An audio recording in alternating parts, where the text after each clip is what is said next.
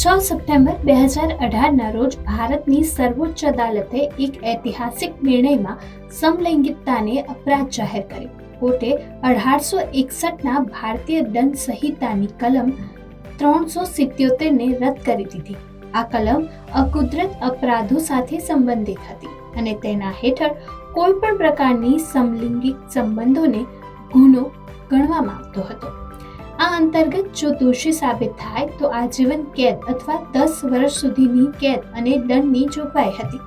તત્કાલીન મુખ્ય ન્યાયાધીશ દીપક મિશ્રાની આગેવાની હેઠળની 5 જજોની બંધારણીય બેન્ચે સર્વસંમતિથી ચુકાદો આપ્યો અને કલમ 377 ભારતીય બંધારણ હેઠળ આપવામાં આવેલ મૂળભૂત અધિકારોનું ઉલ્લંઘન કરે છે.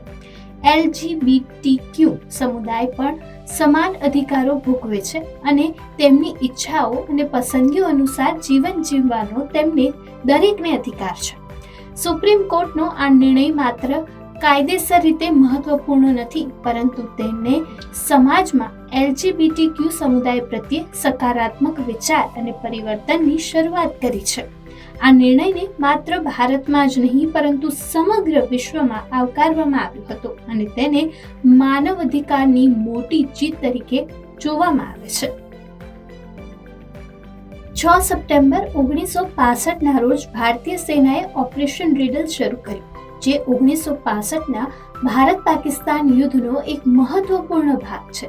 હકીકતમાં 1 સપ્ટેમ્બરના રોજ પાકિસ્તાને ઓપરેશન ગ્રાન્ડ સ્લેમ શરૂ કર્યું હતું, જેનો ઉદ્દેશ્ય ભારત અને વ્યૂહાત્મક રીતે મહત્વપૂર્ણ જમ્મુ અને કાશ્મીરના અખનૂર સેક્ટરને કબજે કરવાનો હતો. પાકિસ્તાનના આ પગલાંનો જવાબ આપતા ભારતે 6 સપ્ટેમ્બર 1965ના રોજ સરહદ પાર કરીને લાહોર અને સિયાલકોટ પર હુમલો કર્યો. ભારત તરફથી આ યુદ્ધની સત્તાવાર શરૂઆત હતી. ભારતીય સેનાએ લાહોર પર લગભગ કબજો કરી લીધો હતો. કાશ્મીર કબજે કરવાની આશા સાથે ભારતમાં ઘૂસેલા પાકિસ્તાનીને લાહોર ગુમાવવું પડ્યું હતું, પરંતુ સંયુક્ત રાષ્ટ્રના હસ્તક્ષેપ પછી 23 સપ્ટેમ્બર 1965ના રોજ યુદ્ધ વિરામ કરાર પર હસ્તાક્ષર કરવામાં આવ્યા.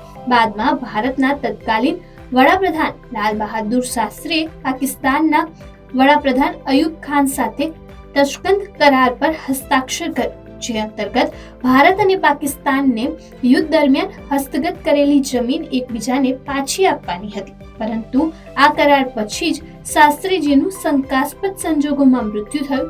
ઘણા લોકો માને છે કે તાશ્કંદમાં શાસ્ત્રીજીને ઝેર આપવામાં આવ્યું હતું. મેજર ધનસિંહ થાપાનું 6 સપ્ટેમ્બર 2005ના રોજ અવસાન થયું હતું. તેઓ એક બહાદુર ભારતીય સૈન્ય અધિકારી હતા, જેમને 1962માં ભારત-ચીન યુદ્ધ દરમિયાન તેમની બહાદુરી માટે પરમવીર ચક્રથી નવાજવામાં આવ્યા હતા. મેજર ધનસિંહ થાપાનો જન્મ 10 એપ્રિલ 1928ના રોજ હિમાચલ પ્રદેશના શિમલામાં થયો. તેઓ ભારતીય સેનાની 8મી ગોરખા રાઇફલ બટાલિયનમાં જોડાયા. તેમની બટાલિયન 1962માં ભારત-ચીન યુદ્ધ દરમિયાન લદ્દાખમાં સ્થિત ચુશુલ સેક્ટરમાં તૈનાત કરવામાં આવી હતી.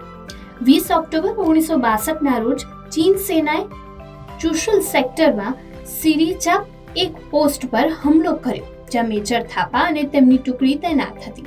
ચીનની સેનાની સંખ્યા શ્રેષ્ઠ હોવા છતાં મેજર થાપાએ તેમની ટુકડીનું નેતૃત્વ કર્યું અને દુશ્મનનો બહાદુરીથી સામનો કર્યો. જ્યારે પોસ્ટ સંપૂર્ણપણે દુશ્મનોથી ઘેરાઈ ગઈ હતી, ત્યારે દારૂગોળો પણ ખતમ થઈ ગયો હતો. ત્યારે પણ મેજર થાપાએ તેમના સૈનિકો સાથે અંતિમ શ્વાસ સુધી લડતા રહ્યા અને હિંમતભર્યા પ્રયાસોમાં મેજર થાપાને ચીનીઓએ પકડી લીધા હતા. તે સમયે અહેવાલોએ તેમને મૃત જાહેર કર્યા હતા, પરંતુ બાદમાં તે જીવતા હોવાનું જાણવા મળ્યું હતું અને યુદ્ધ પછી તેમને મુક્ત કરવામાં આવ્યા હતા. તેમની બહાદુરી અને હિંમત માટે ભારત સરકારે તેમને પરમવીર ચક્રથી સન્માનિત કર્યા હતા. 6 સપ્ટેમ્બર 1522ના રોજ વિક્ટોરિયા નામના જહાજે વિશ્વની પ્રથમ સફળ પરિક્રમા પૂર્ણ કરી. આ ઐતિહાસિક પ્રવાસની શરૂઆત પોર્ટુગીઝ સંશોધક ફર્ડિનાન્ડ મેગલના નેતૃત્વમાં થઈ, પરંતુ પ્રવાસ દરમિયાન તેમનું મૃત્યુ થયું. ત્યારબાદ સ્પેનિશ નાવિક જુઆન સેબેસ્ટિયન એક્લોને આ સફરનું નેતૃત્વ સંભાળ્યું અને તેને સફળતાપૂર્વક પૂર્ણ કર્યું. આ અભિયાન 20 સપ્ટેમ્બર 1519ના રોજ સિવેલે સ્પેનથી નીકળ્યું હતું અને તેનો મુખ્ય ઉદ્દેશ્ય પશ્ચિમી માર્ગ દ્વારા મોલુકા ટાપુ સુધી પહોંચવાનો હતો, જેને તે સમયે સ્પાઇસ ટાપુ તરીકે ઓળખાતો હતો. આ પ્રવાસમાં કુલ 5 જહાજોનો કાફલો હતો, જેમાં વિક્ટોરિયા એકમાત્ર જહાજ હતું જે અંત સુધી બચી ગયું અને સફળતાપૂર્વક સ્પેન પરત ફર્યું હતું. આ સફર દરમિયાન પેસિફિક મહાસાગરની શોધ કરવામાં આવી, જે ભૂગોળ અને નેવિગેશન ક્ષેત્રમાં એક મહત્વપૂર્ણ સીમાચિહ્ન સાબિત થાય છે. 6 સપ્ટેમ્બર 1968ના રોજ સ્વાઝીલેન્ડ બ્રિટિશ શાસનથી સ્વતંત્ર થયું. સ્વાઝીલેન્ડ પર 1903થી અંગ્રેજોનું શાસન હતું. સ્વાઝીલેન્ડ એ દક્ષિણ આફ્રિકામાં સ્થિત એક નાનો દેશ છે. લગભગ 66 વર્ષ સુધી બ્રિટિશ સામ્રાજ્ય હેઠળ રહ્યા પછી 20મી સદીના મધ્યમાં સમગ્ર આફ્રિકામાં રાષ્ટ્રવાદની લહેર ઊભી થઈ અને સ્વાઝીલેન્ડમાં પણ આ ભાવના હતી. સ્વાઝીલેન્ડ રાજવી પરિવાર અને અન્ય નેતાઓને બ્રિટિશ શાસન પાસેથી સ્વતંત્રતા કરવાની માંગણી કરી રહ્યા હતા. બાદમાં લાંબી વાટાઘાટો અને રાજકીય દબાણ પછી બ્રિટિશ સરકારે આખરે સ્વાઝીલેન્ડને સ્વતંત્રતા આપવાનું નક્કી કર્યું. 6 સપ્ટેમ્બર 1968ના રોજ સ્વાઝીલેન્ડને સંપૂર્ણ સ્વતંત્ર રાષ્ટ્ર જાહેર કરવામાં આવ્યું. આ દિવસે રાજા સોબુઝા II ને સ્વાઝીલેન્ડનો સર્વાનુભવ શાસક બનાવવામાં આવ્યો હતો અને દેશને તેનું પ્રથમ બંધારણ આપવામાં આવ્યું હતું. સ્વતંત્રતા મળ્યા પછી સ્વાઝીલેન્ડ પણ પોતાનું ધ્વજ અને પ્રતીક અપનાવ્યું હતું.